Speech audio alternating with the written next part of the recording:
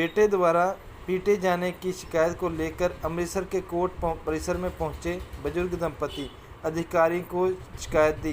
जानकारी के मुताबिक अमृतसर के वेरका इलाके में के रहने वाले बुजुर्ग दंपति अमृतसर कोर्ट परिसर में वकील रमन चौधरी के पास पहुंचे। उन्होंने रमन चौधरी के जरिए प्रशासन को अपनी व्यथा सुनाई, जिसमें उन्होंने बताया कि वह पिछले कई दिनों से अपने बेटे की मार का शिकार हो रहे हैं। उनका बेटा रिंकू उन्हें डंडों से पीटता है और मारता है।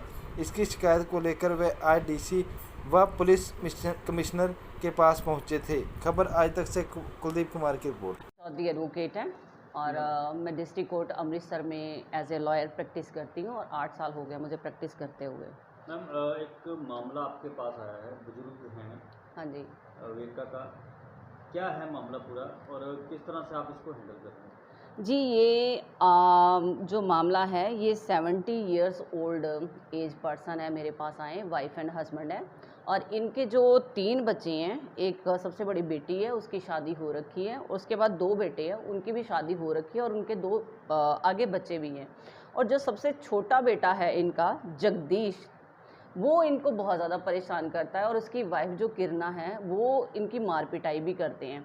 और ये मसला मेरे पास आया था केस कल शाम को मेरे घर पे आए थे, तो इन्होंने जब आके मुझे बताया कि ऐसे ऐसे कंडीशन है इनकी जो डॉटर इन लॉ है वो इनको स्टिक के साथ मारती है, वुडन स्टिक जो होती है ना उससे इनको मारती है। और इन्होंने एकदम से वो जो कुर्ता था उतार के दिखाया, मेरे पेरेंट्स भी सामने थे, तो एट दैट मोमेंट बड़ा इमोशनली सा वो चीज़ हो गई थी कि यार एक ह्यूमैनिटी के नाते हम लोग एक बुज़ुर्ग, एक सीनियर सिटीजन हैं, उनके ऊपर हाथ उठा रहे हैं।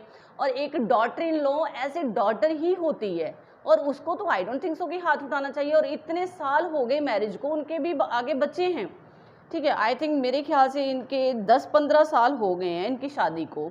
तो ये जो जैसे इनका 2016 से इनका डिस्प्यूट शुरू हो गया था और ये बुज़ुर्ग जी 2016 से कभी इनको कोई राय देता है कि बेदखल कर दो बेटे को, इन्होंने बेदखल कर दिया। कभी कोई कहता है, जैसे कोई इंसिडेंट घर में होता है ये उसको लेके निकल पड़ते हैं, पुलिस स्टेशन जाते हैं तो पुलिस वाले कहते हैं बापू अपनी जान बचा, तो नहीं तो तेरी बहू ने तेरा नुकसान करेगी जानी माली, तू जा घर पे, बिकॉज कि फाइनेंशियली भी ये सिक्योर नहीं है। अब 70 साल से प्लस ये जोड़ा है, अब 70 साल की उम्र में बंदा कमाएगा क्या और खाएगा क्या? ये टाइम तो होता है कि बुज़ुर्गों का ध्यान रखना, बुज़ुर्गों का टेक केयर करना, और इस टाइम में बुज़ुर्गों को मारना, उनका टेक केयर, दवा दारू रोटी पानी करने की बजाय इनको मार पिटाई करके इनको डराना धमकाना और उल्टा कहना कि मैं आप लोगों के ऊपर झूठे केस डाल दूंगी, कभी कपड़े फाड़ लेने अपने, मैं ये कर दूंगी, और झूठी दरखास्त देने की धमकियां देनी या किसी चीज़ में इन्वॉल्व करने की इनको धमकियां दी जाती है। अभी ये जो मैटर मेरे पास आया तो मुझे बड़ा, जब इन्होंने सारी स्टोरी सुनाई मुझे, तो मैंने काफ़ी इसकी तह तक गई हूँ।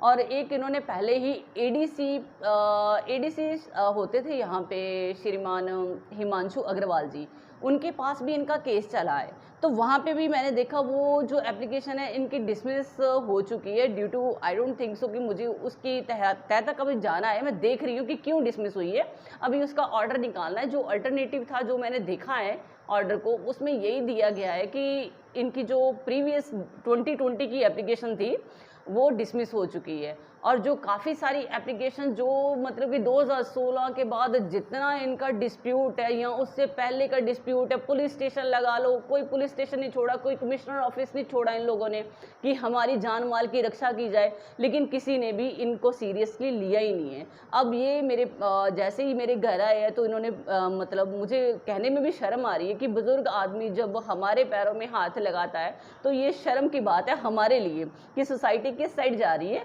तो सोसाइटी में ये जहाँ पे भी जितने भी लोग गली मोहल्ले के हैं, मेरी उनसे अपील है कि नहीं, जहाँ पे भी किसी भी बुजुर्ग के साथ ऐसा अत्याचार होता है उसके साथ उसकी मदद कीजिए, पुलिस स्टेशन में जाइए, कहीं पे भी नहीं पुलिस सुनवाई करती कमिश्नर के पास जाइए, लेकिन उनको सपोर्ट कीजिए, ना कि उनको ऐसे बहू बेटियों के बीच में अकेला छोड़ दो। और बहू बेटियों को भी चाहिए एज ए बेटी बन के रहें, ना कि एज ए सोचें कि ये बुजुर्ग हैं तो इनको मार दूंगी, तो क्या हो जाएगा, मतलब कि मारने से कोई मसला हल नहीं होता। अगर ये उनकी टेक केयर करती, किरना जो इनकी डॉटर इन लॉ है, मेरे ख्याल से अगर इनकी टेक केयर करती, बुजुर्गों को क्या चाहिए, ठीक है, क्यों बुजुर्ग कहता है कि मेरे बच्चे मेरे घर में ना रहे, मुझे बचाया जाए। कभी कोई बाप जब इतनी हद हो जाती है तभी बोलते हैं, अदरवाइज मेरे नहीं ख्याल से कि छोटी मोटी बातें तो हर घर में होती रहती हैं और छोटी मोटी बातों को लेके इतना बड़ा इशू भी नहीं बनता। बट अब ये सीरियस इशू आ गया, जैसे वुडन स्टिक से इनको मारा गया तो इन्होंने कह दिया कि नहीं ये चीज़ काफ़ी ज़्यादा मेरे मेरे पेरेंट्स को बहुत ज़्यादा खली है ये चीज़। उन्होंने कहा कि बेटा तू स्टैंड लेगी, तो मैंने कहा डेफिनेटली पापा मैं ये चीज़ करूँगी। तो ये चीज़ है। अभी मैंने जो एप्लीकेशन इनकी टाइप करवाई है उसमें जो सीनियर सिटीजन एक्ट 2007 के अंडर इनकी एप्लीकेशन करी हुई है, जिसमें अंडर सेक्शन 25 के अंडर जो हमारे डीसी साहब हैं वो इसके ऊपर डेफिनेटली कॉग्निजेंस लेंगे, क्योंकि ये बहुत ही मसला सीरियस है। इसमें एक बुजुर्ग नहीं, पता नहीं नंबर ऑफ बुजुर्ग कहाँ कहाँ पे ये इंसिडेंट से पीड़ित हो रहे हैं। कुछ आवाज़ उठाते हैं, कुछ नहीं उठाते, कुछ वृद्ध आश्रम छोड़ दिए जाते हैं। सो इसके ऊपर टेक केयर करने की ज़रूरत है और मेरे ख्याल से ये जो हमारी एडमिनिस्ट्रेशन है इसका ध्यान देने की ज़रूरत है। बाकी इनके ध्यान देने से ही काफ़ी मसले हल हो जाएंगे। सो मेरा तो बिल्कुल मानना है कि जैसे ये एप्लीकेशन जाएगी, और मुझे उम्मीद भी है कि अपने डीसी साहब जो अमृतसर में हैं मौजूदा, वो इसके ऊपर कॉग्निजेंस लेंगे और डेफिनेटली एफआईआर लॉन्च होगी जो इनकी डॉटर इन लॉ है और इनका जो बेटा है उसके खिलाफ। और मैं अपील करती हूँ कि इनकी जल्दी से जल्दी जो भी इनको जस्टिस दिया जाए और एफआईआर लॉन्च करे। बाकी जितने भी बुज़ुर्ग हैं सोसाइटी में, यही मैसेज मैं देना चाहूँगी इन बुज़ुर्गों के थ्रू से कि जहाँ पे भी सोसाइटी में कहीं पे भी हो रहा है, यूथ तो अभी इतना अवेयर हो चुका है, तो यूथ को अवेयर और होने की ज़रूरत है। घरों में भी बच्चे हैं, ये अब स्टेप उठाइए। जैसे आपको पेरेंट्स पालता है, कहीं पे भी ऐसी हरकत देखते हो आप, उसी टाइम आप संभाल लो तो इतने बड़े मुद्दे उठे ही ना, वहीं पे ख़त्म हो जाए। सो सोसाइटी का भी इसमें थोड़ा सा योगदान चाहिए, सोसाइटी को भी चाहिए कि नहीं इसमें बढ़ चढ़ के हिस्सा लिया जाए। Thank you so much.